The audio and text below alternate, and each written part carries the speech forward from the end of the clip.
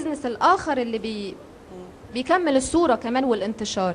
انت كمان دلوقتي عملت اعلان اي جديد. فعلا، تعاقدت مع شركة اتصالات آسيا سيل في العراق، وعملت لهم ادفرتايزنج، يعني وقعنا لمدة سنة والحمد لله.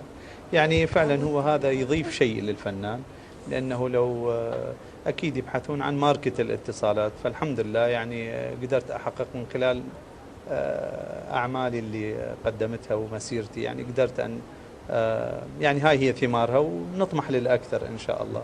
ان شاء الله.